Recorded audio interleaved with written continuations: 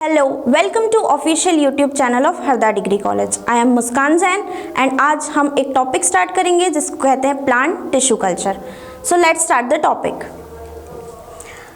Plant tissue culture. Plant tissue culture एक ऐसी technique है जिसमें हम प्लांट्स को आर्टिफिशियली किसी भी मीडियम में ग्रो करते हैं। जैसे कि हम नेचुरल एनवायरनमेंट में देखते हैं तो हमारे जो प्लांट्स होते हैं हम उनको मिट्टी में ही ग्रो कर सकते हैं, लेकिन अंडर द लेबोरेटरी कंडीशन या एसेप्टिक कंडीशन के अंदर हम जब भी किसी प्लांट को ग्रो करते हैं तो उसको कहते हैं प्लांट टिश्यू कल्चर। ठीक है, इसको हिंदी में हम बोल सकते हैं पादप उदक माध्यम। चलिए देखिए, आप यहाँ पर देख सकते हैं कि कुछ वेसल्स आपको दिख रहे हैं। इनके अंदर क्या है, इनके अंदर छोटे छोटे प्लांट के सैपलिंग्स ग्रो कर रहे हैं। ठीक है, तो ये क्या है, एक न्यूट्रिएंट मीडियम है। इसके बारे में हम आगे जानते हैं। तो डेफिनेशन पे आते हैं। What is plant tissue culture? Plant tissue culture is a technique of growing plant cells, tissues, organs, seeds और other plants part in a sterile environment on a nutrient medium. ठीक है, मतलब एक ऐसी टेक्निक जिसमें हम प्लांट सेल्स को, tissues को, ऑर्गन्स को, सीड्स को या किसी भी प्लांट के एक छोटे से भी पार्ट को हम ग्रो कर सकते हैं और कंप्लीटली ग्रो कर सकते हैं। किसमें? एक न्यूट्रिएंट मीडियम में। ठीक है, देखिए ये वेसल्स में क्या है, प्लांट्स ग्रो कर रहे हैं और ये सब जो ग्रोथ होती है एक इंस्ट्रूमेंट में होती है जिसको हम कहते हैं plant tissue culture rack. Next slide पे आते हैं। वाई, क्यों इंपॉर्टेंट है प्लांट टिश्यू कल्चर टेक्निक? तो फर्स्ट पॉइंट आप देखिए, the production of clones of plants that produce particularly good flowers, fruits और हैव अदर डिजायरेबल ट्रेट्स। मतलब क्या होता है कि बहुत अच्छे फ्लावर्स की वैरायटी अगर हमको चाहिए है, बहुत अच्छे फ्रूट्स हमको चाहिए हैं और जो नॉर्मल वैरायटी किसी भी चीज़ की मिट्टी में ग्रो हो रही है तो उसमें क्या हो रहा है, अच्छे से वो डिज़ायरेबल ट्रेट्स हमको नहीं मिल पा रहे हैं। तो हम क्या करेंगे, प्लांट टिश्यू कल्चर टेक्निक का यूज़ करेंगे और फिर एक हाइब्रिड वैरायटी से हम क्रिएट कर सकते हैं। फिर नेक्स्ट पॉइंट पे आते हैं, to quickly produce mature plants. इस पॉइंट का मतलब ये है कि अगर हम कोई प्लांट ग्रो कर रहे हैं और उसको ऑलमोस्ट 2 इयर्स लगते हैं फ्रूट प्रोडक्शन के लिए, लेकिन हमको उसकी प्रोसेस को क्या करना है, स्पीड अप करना है। तो हम क्या करेंगे कि प्लांट टिश्यू कल्चर टेक्निक का यूज़ करेंगे और मिट्टी की जगह हम क्या करेंगे, इसको एक रैक में एक न्यूट्रिएंट मीडियम में ग्रो करेंगे और उसके बाद क्या होगा, हमको हमारे मैच्योर प्लांट्स ईजिली कम ड्यूरेशन में ग्रोथ मिल जाएगी। ठीक है, नेक्स्ट पॉइंट पे आते हैं। The production of multiples of plants in the absence of seeds और necessary pollinators to produce seeds.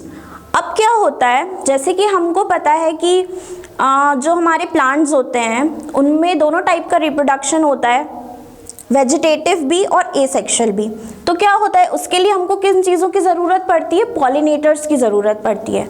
कई बार क्या होता है, पॉलिनेटर्स एब्सेंट होते हैं और या तो फिर क्या होता है, जो सीड्स होती हैं, जैसी सीड्स हमको चाहिए हैं वैसी सीड्स क्या होती हैं, मिल नहीं पाती हैं। तो वो प्लांट की ग्रोथ क्या होती है, हिंडर हो जाती है। तो उसके लिए भी हम क्या कर सकते हैं, प्लांट टिश्यू कल्चर टेक्निक का यूज़ कर सकते हैं। ठीक है, नेक्स्ट पॉइंट पे आते हैं। The regeneration of whole plant from plant cells that have been genetically modified. मतलब एक प्लांट सेल का हम क्या कर सकते हैं, रीजनरेशन। कोई सा भी हमने प्लांट का एक छोटा सा भी अगर हम पार्ट लेंगे और हम उसको क्या करेंगे, न्यूट्रिएंट मीडियम में डालेंगे तो उसमें इतनी कैपेसिटी होती है कि वो एक कंप्लीट प्लांट की ग्रोथ कर सकता है। ठीक है, आप नोट कर लीजिए ये। फिर हम नेक्स्ट स्लाइड पे आते हैं। वाई, और भी कुछ पॉइंट्स हैं, जैसे कि the production of plants in sterile container reduces disease transmission. अब अगर नॉर्मली इन्वायरमेंट में कोई भी प्लांट ग्रो कर रहा है तो आपको पता है कि वो प्रोन होगा किसी भी डिजीज़ से, मतलब वायरल, बैक्टीरियल, किसी भी प्रकार का इन्फेक्शन उसमें हो सकता है। पर अगर हम एसेप्टिक या लेबोरेटरी कंडीशन में किसी भी प्लांट को न्यूट्रिएंट मीडियम में ग्रो करते हैं तो उसमें क्या होता है, डिजीज़ ट्रांसमिशन क्या हो सकती है, मतलब डिजीज़ ट्रांसमिशन की जो चांसेस होते हैं वो बहुत ज़्यादा कम होते हैं। ठीक है, नेक्स्ट पॉइंट है, allows production of plants from seeds that otherwise have very low chances of germinating and growing। मतलब ऐसी सीड से प्लांट्स का प्रोडक्शन करना जिनकी चांसेस बहुत ज़्यादा कम होते हैं ग्रोथ के।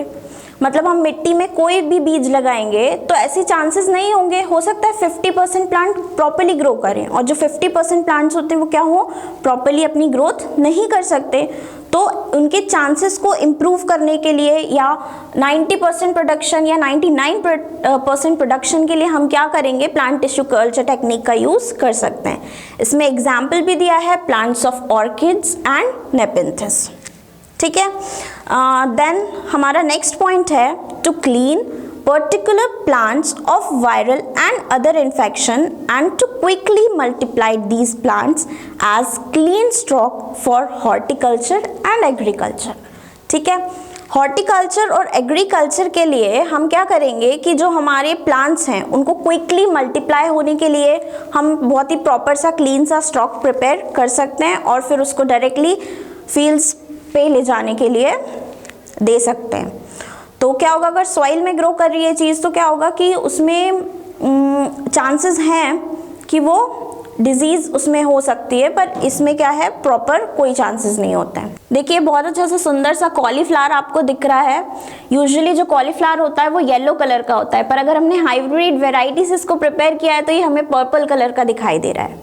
ठीक है, फिर हम नेक्स्ट अपने आते हैं स्लाइड पर। यहाँ पर आपको एक प्लांट दिखाई दे रहा है, इसमें से हम क्या करेंगे, देखिए इसके कोई भी पार्ट्स हैं, जैसे ये लीव्स है, ये रूट्स हैं, शूट है, हम कोई भी एक पार्ट इसमें से ले सकते हैं और उसको न्यूट्रिएंट मीडियम में या न्यूट्रिएंट ग्रोथ मीडियम में ग्रो करा सकते हैं। अब न्यूट्रिएंट मीडियम क्या होता है, nutrient medium is a semi solid medium, और अगर हम जब न्यूट्रिएंट ग्रोथ की बात करते हैं तो it is a liquid medium. देखिए अब हम टर्मिनोलॉजी पे आए हैं, तो टर्मिनोलॉजी पे हमें सबसे पहले समझना होगा कि एक्सप्लांट क्या होता है। डेफिनेशन पढ़ते हैं, living tissues transferred from a plant to an artificial medium for culture. एक ऐसा लिविंग टिश्यू जो हम प्लांट के पार्ट से लेकर के एक आर्टिफिशियल कल्चर मीडिया में इम्प्लांट कर रहे हैं। उससे क्या होगा, उसकी प्रॉपर ग्रोथ होगी और वो ग्रो होकर के कंप्लीट प्लांट बन जाता है। नेक्स्ट हम बात करें, it can be any portion of the shoot, leaves, roots, flowers और सेल्स फ्रॉम अ प्लांट। जैसे कि मैंने अभी आपको बताया कि वो किसी भी पोर्शन से हम ले सकते हैं, जैसे कि शूट्स हो गई, लीव्स हो गई, रूट्स हो गई, फ्लावर्स हो गई या सेल्स हो गए, कोई से भी सेल से हम कंप्लीट प्लांट की ग्रोथ करा सकते हैं। अब हम हमारी नेक्स्ट स्लाइड पे आते हैं। आई होप आपने ये नोट कर लिया होगा। हाउ, मतलब ये टेक्निक कैसे परफॉर्म होती है। देखिए, adult plant cells are totipotent, meaning they have the ability to give rise to a fully differentiated plant. जो भी हमारा अडल्ट प्लांट होता है उसमें क्या होती है, कैपेसिटी होती है, जिसे हम कहते हैं टोटिपोटेंसी। टोटिपोटेंसी क्या होती है, प्लांट की एक ऐसी कैपेसिटी या प्लांट के पार्ट की एक ऐसी कैपेसिटी जिससे वो कंप्लीटली नए सेल्स में डिवाइड हो सकता है। Because of this, it is possible to collect cells from a mature plant and use those cells to produce clones of that plant. इसीलिए जो हमारी प्लांट टिश्यू कल्चर टेक्निक है वो बहुत ज़्यादा सक्सेसफुल है, क्योंकि क्या होता है, जो प्लांट की एबिलिटी है टोटिपोटेंसी की, तो वो कोई सा भी पार्ट लेंगे अगर हम, तो वो प्रॉपरली क्या करेगा, ग्रोथ करेगा और वो प्रॉपर पार्ट्स में डिफरेंशिएटेड हो जाएगा। ऐसा नहीं होगा कि आपने एक पार्ट लिया, वो अगर आपने शूट लिया तो सिर्फ शूट बनेगी। जब भी आपने प्लांट टिश्यू कल्चर मीडियम में अपना कोई भी पार्ट लिया तो उसमें क्या होगा कि एक सेल्स जब न्यूट्रिएंट मीडियम में ग्रोथ करना चालू करेंगे तो कैलस का फॉर्मेशन होगा, और जब कैलस होता है तो कैलस बोलते हैं हाँ अनडिफरेंशिएटेड मास ऑफ सेल्स को। मतलब जो सेल्स क्या होते हैं, अनडिफरेंशिएटेड होते हैं, तो उसमें हम क्या करेंगे, अब वो धीरे धीरे क्या होगा, न्यूट्रिएंट्स लेंगे मीडिया से और वो प्रॉपरली अलग अलग प्लांट्स के पार्ट में ग्रो करेंगे।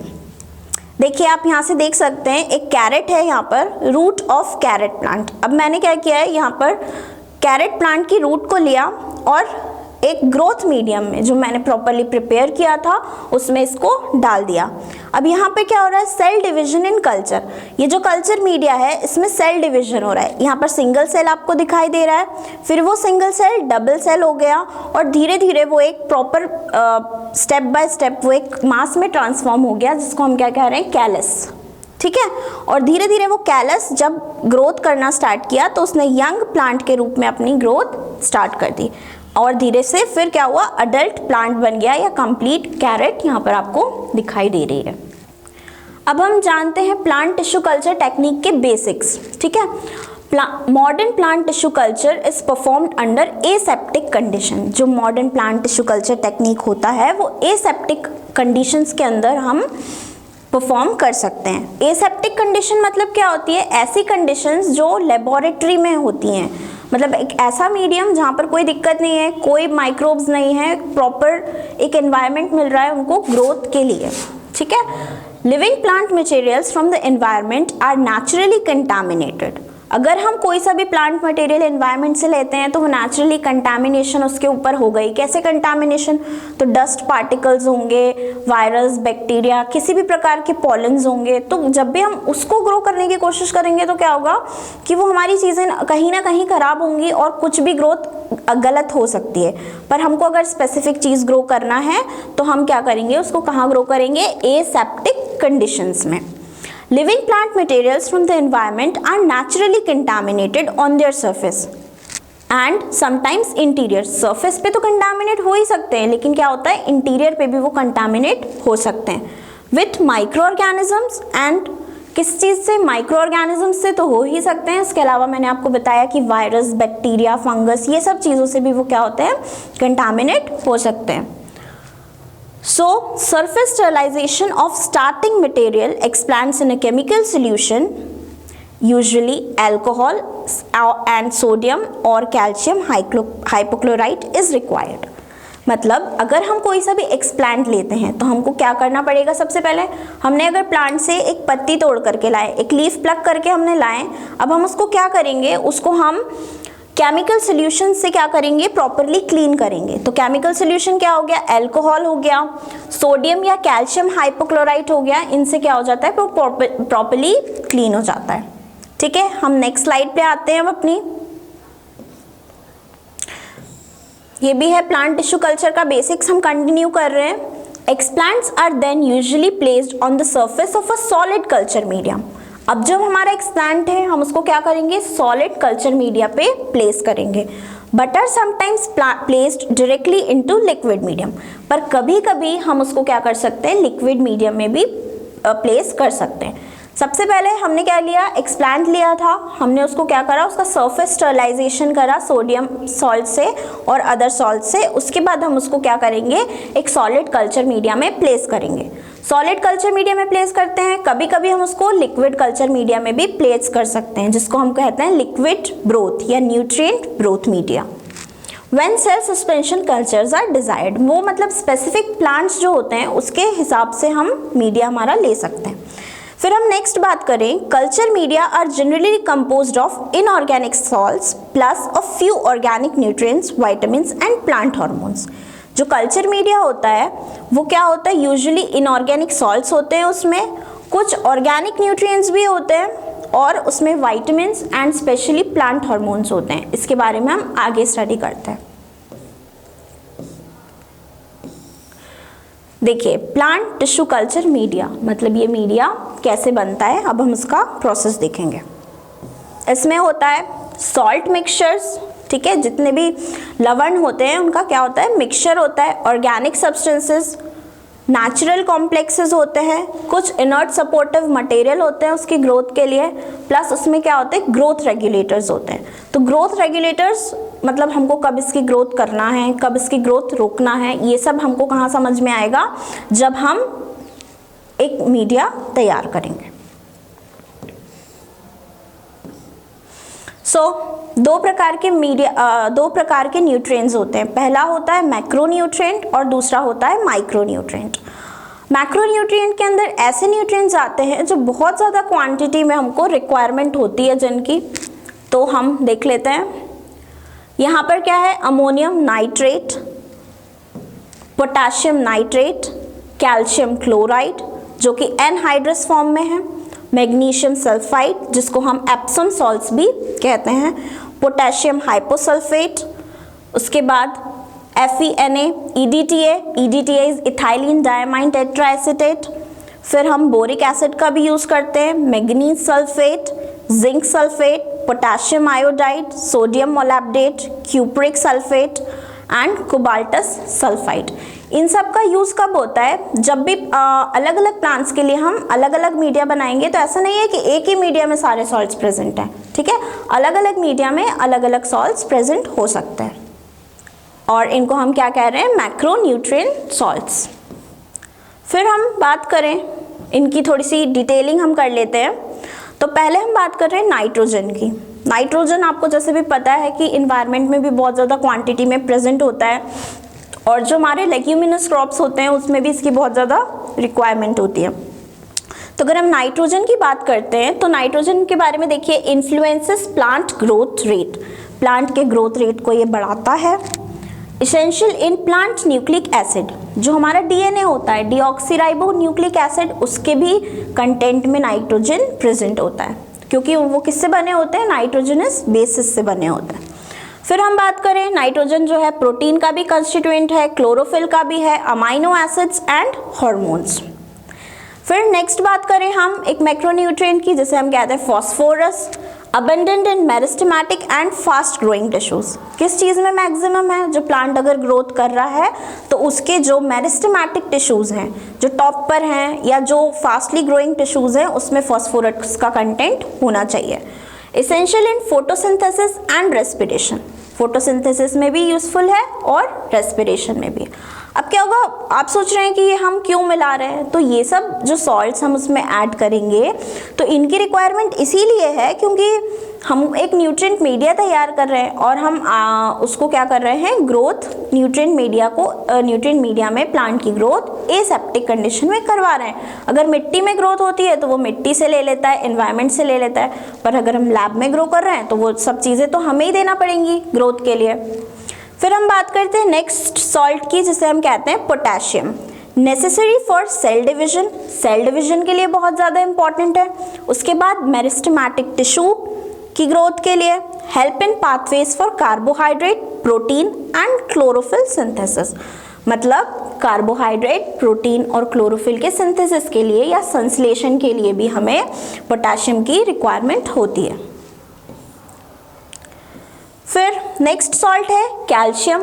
कैल्शियम का क्या यूज़ है? Involve in formation of cell wall, जो भी हमारा प्लांट सेल है उसकी वॉल के फॉर्मेशन के लिए हमको कैल्शियम की रिक्वायरमेंट होगी। एंड लीफ डेवलपमेंट, जो हमारी लीव्स बन रही हैं उसके डेवलपमेंट के लिए भी हमको कैल्शियम की रिक्वायरमेंट होगी। Participate in translocation of sugars, amino acids and ties up oxalic acid. अब ये जो कैल्शियम है ये प्लांट में कहाँ यूज़ होगा? जब भी हम ट्रांसलोकेशन ऑफ शुगर्स, मतलब जो हमारे शुगर मॉलिक्यूल्स हैं वो एक जगह से दूसरी जगह प्लांट में जाएंगे तो हमको कैल्शियम की रिक्वायरमेंट होगी। वैसे ही अमाइनो एसिड्स और ऑक्सैलिक एसिड के साथ भी। ऑक्सैलिक एसिड एक टॉक्सिन है, ठीक है। नेक्स्ट हम बात करते हैं आयरन की। तो आयरन इन्वॉल्व किस चीज़ में होता है? रेस्पिरेशन में। क्लोरोफिल सिंथेसिस, क्लोरोफिल का बनना जो होता है उसमें क्या होता है? आयरन की रिक्वायरमेंट होती है। साथ में फोटोसिंथेसिस। देन FeNaEDTA, जिसको हम कहते हैं सोडियम सॉल्ट ऑफ EDTA, जो इसमें भी क्या होता है? प्लांट में इसकी भी क्या होती है? रिक्वायरमेंट होती है। फिर हम बात करें मैग्नीशियम की। तो मैग्नीशियम जो है involve in photosynthetic and respiration system, photosynthetic system में साथ ही रेस्पिरेशन सिस्टम में मैग्नीशियम की रिक्वायरमेंट होती है। Active in Uptake of phosphate and translocation of phosphate and starches, मतलब ये फॉस्फेट अपटेक के लिए, प्लांट में अगर फॉस्फेट का अपटेक हो रहा है या फॉस्फेट का क्या हो रहा है? एब्जॉर्प्शन हो रहा है, तो वो किस वजह से हो रहा है? मैग्नीशियम सॉल्ट की वजह से हो रहा है, जो कि एक मैक्रोन्यूट्रिएंट है। साथ में translocation of phosphate and starch, phosphate और स्टार्च के ट्रांसलोकेशन के लिए भी मैग्नीशियम इम्पॉर्टेंट है। नेक्स्ट हम बात करें माइक्रोन्यूट्रिएंट सॉल्ट्स की। तो सबसे पहले आ गया sulphur, involve in formation of nodules and chlorophyll synthesis. जो रूट नोड्यूल्स होती हैं, जो हमारे प्लांट में दो पार्ट्स होते हैं, एक होता है शूट और एक होता है रूट। तो जो रूट नोड्यूल्स होती हैं उसके फॉर्मेशन के लिए क्लोरोफिल सल्फर की रिक्वायरमेंट होती है। The next point is chlorophyll synthesis. तो क्लोरोफिल सिंथेसिस के लिए भी हमको सल्फर ज़रूरी है। Structure and component of amino acids and enzyme, जो हमारे अमीनो एसिड्स हैं और जो हमारी एंजाइम्स हैं उनके प्रॉपर स्ट्रक्चरल डेवलपमेंट के लिए भी सल्फर इज मस्ट। फिर हम बात करते हैं मैंगनीज की। तो मैंगनीज क्या होता है? Manganese is a micronutrient salt involved in regulation of enzymes and growth hormones. जो ग्रोथ हार्मोन्स या जो एंजाइम्स हैं उनके रेगुलेशन के लिए मैंगनीज बहुत ज़्यादा इंपॉर्टेंट होता है। Assistant photosynthesis and respiration, photosynthesis और रेस्पिरेशन में भी ये हेल्पफुल है। The next micronutrient salt is molybdenum. तो मोलिब्डेनम की हम बात करें तो involved in enzymatic reduction of nitrates to ammonia, nitrates को अमोनिया में कन्वर्ट करने के लिए ये काम आता है। Assistant conversion of inorganic phosphate to organic form, मतलब जो इनऑर्गेनिक फॉस्फेट है उसको ऑर्गेनिक फॉर्म में कन्वर्ट करने के लिए भी हमें मोलिब्डेनम की रिक्वायरमेंट होती है। Next is zinc, involved in production of growth hormones and chlorophyll, growth hormones और क्लोरोफिल के प्रोडक्शन के लिए इंपॉर्टेंट है। Active in respiration and carbohydrate synthesis, plant के रेस्पिरेशन और कार्बोहाइड्रेट सिंथेसिस में भी ये रिक्वायर्ड होता है। नेक्स्ट हम बात करें बोरॉन की, involved in production of growth hormones and chlorophyll, growth hormones और क्लोरोफिल के प्रोडक्शन के लिए यूज होता है।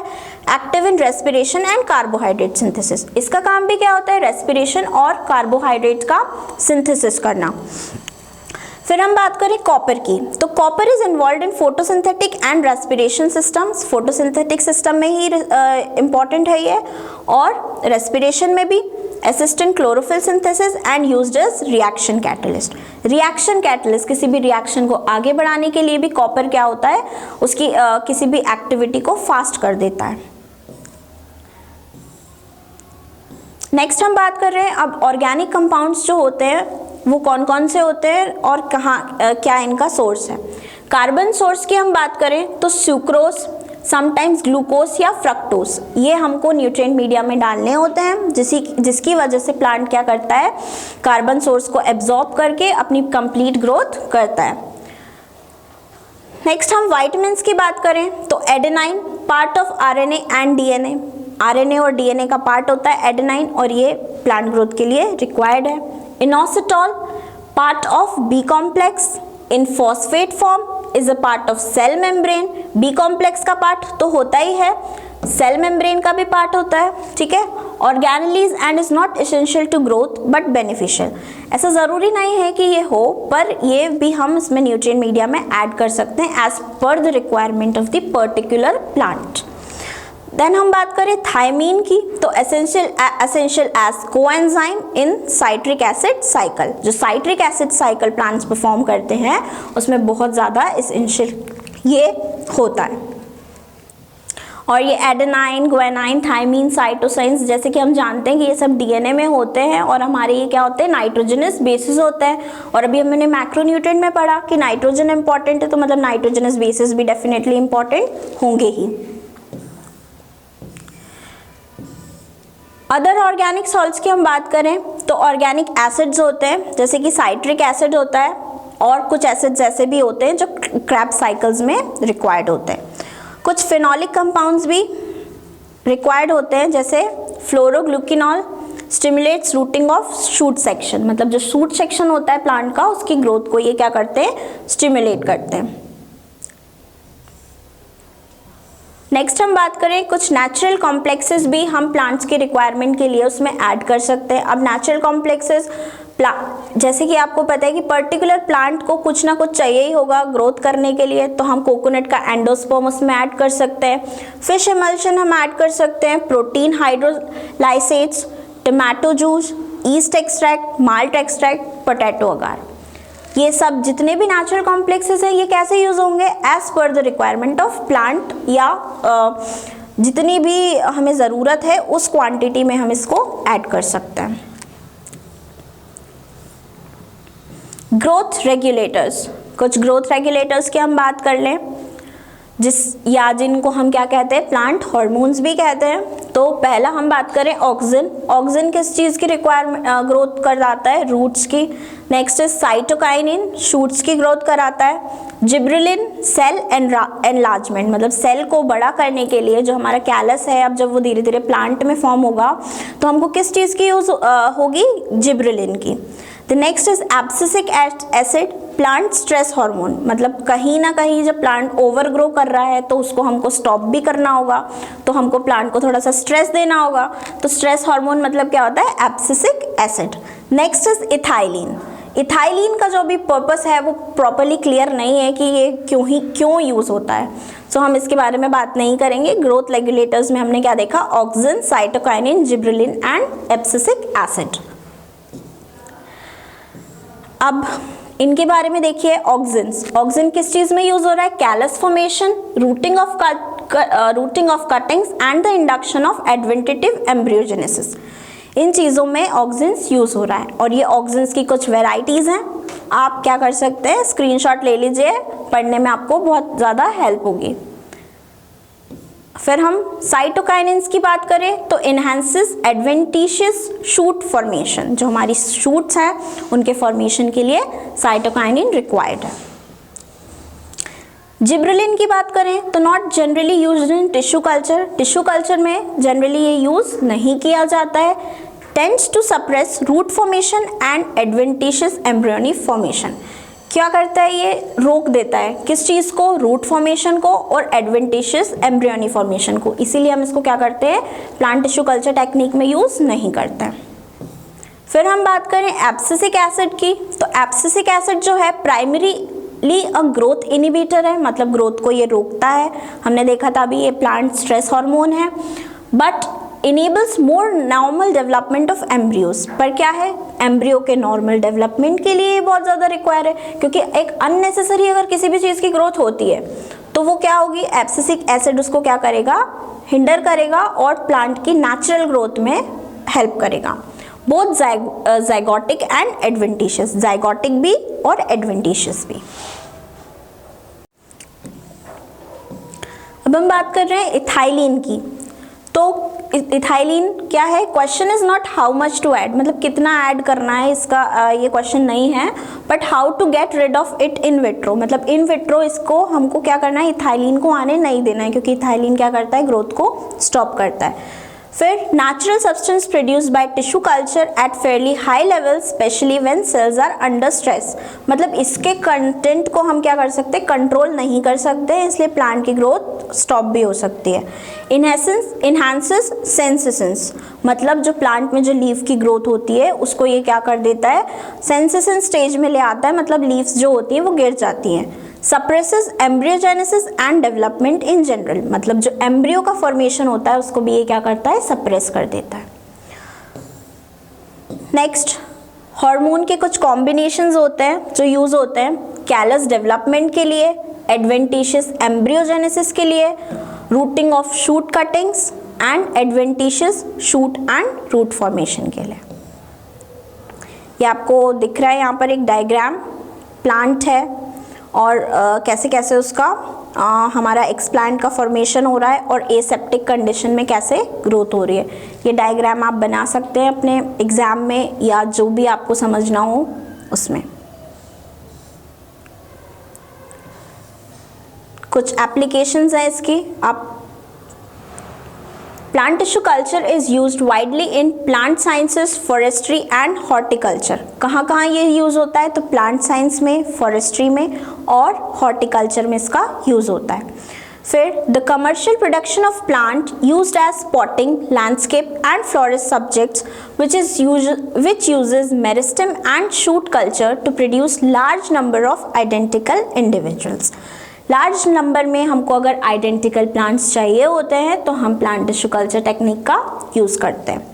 टू कंजर्व रेयर और एंडेंजर्ड प्लांट स्पीशीज़, ऐसी स्पीशीज़ जो कि बहुत ज़्यादा रेयर है या एंडेंजर हो रही हैं, ख़त्म होने वाली हैं, तो उनको क्या करना है? हमको प्रिजर्व करके रखना है। तो उसकी ग्रोथ हम न्यूट्रिएंट मीडिया में प्रॉपरली करा सकते हैं और फिर हम उनको सॉइल में ले जा करके इम्प्लांट कर देंगे, जिससे कि वो उनकी जो वेराइटीज़ होंगी वो बहुत ज़्यादा ग्रो करने लगेंगी। Next, a plant breeder may use tissue culture to screen cells rather than plant for advantages characters, मतलब कुछ ना कुछ हमको रेजिस्टेंस वेराइटीज़ बनानी होती है कि ये वायरस रेजिस्टेंट हो, ये बैक्टीरिया रेजिस्टेंट हो, उस चीज़ के लिए भी हम प्लांट टिश्यू कल्चर टेक्निक का यूज़ करेंगे। नेक्स्ट है large scale growth of plant cells in liquid culture in bioreactors for production of valuable compounds like plant derivative, secondary metabolites and recombinant proteins used in biopharmaceuticals. Biopharmaceutical company में use करने के लिए हम इससे secondary metabolites prepare कर सकते हैं, recombinant protein prepare कर सकते हैं। ठीक है, नेक्स्ट पॉइंट है to cross distantly related species by protoplast fusion and regeneration of novel hybrid. वही नोवेल हाइब्रिड हम प्रिपेयर कर सकते हैं, साथ ही साथ हम क्या कर सकते हैं, प्रोटोप्लास्ट फ्यूजन भी इससे कर सकते हैं। नेक्स्ट है to rapidly study the molecular basis for physiological, biochemical and reproductive mechanism in plant। इन सब mechanisms को study करने के लिए भी हम plant tissue culture technique का use कर सकते हैं। To cross pollinate distantly related species and then tissue culture the resulting embryo which would otherwise normally die। Cross pollination की प्रोसेस को भी हम इसमें परफॉर्म कर सकते हैं। For chromosome doubling and induction of polyploidy, chromosome doubling के लिए, पॉलीप्लॉइडी के इंडक्शन के लिए, मतलब क्रोमोसोम्स का जो नंबर होता है वो क्या हो जाता है, हम इससे इंक्रीज कर सकते हैं। कोई 6 क्रोमोसोम की वैरायटी है, हम उसको 12 कर सकते हैं, 24 कर सकते हैं, एज पर द रिक्वायरमेंट या जैसा भी हाइब्रिड हमको इसमें तैयार करना हो। As a tissue for transformation followed by either short-term testing of genetic construct or regeneration of transgenic plant। हम इसको एज अ टिश्यू ट्रांसफॉर्मेशन भी यूज़ कर सकते हैं, short term testing of genetic constructs के लिए या रिजनरेशन ऑफ ट्रांसजेनिक प्लांट के लिए। फिर certain techniques such as meristem tip culture can be use to produce clean plant. Clean plant का प्रोडक्शन कर सकते हैं from virus stock such as sugar cane, potatoes and many species of soft fruit. बहुत सारी soft fruit की जो varieties होती हैं उससे भी हम कंप्लीट प्लांट का प्रोडक्शन प्लांट टिश्यू कल्चर के माध्यम से कर सकते हैं। Production of identical sterile hybrid species can be obtained. And the next point is large scale production of artificial seeds through somatic embryogenesis. Somatic embryogenesis technique के द्वारा हम लार्ज स्केल पे आर्टिफिशियल सीड्स का प्रोडक्शन कर सकते हैं। In the next video we will see कि कैसे सोमैटिक एम्ब्रियोजेनेसिस की प्रोसेस होती है। That's all for today, thank you.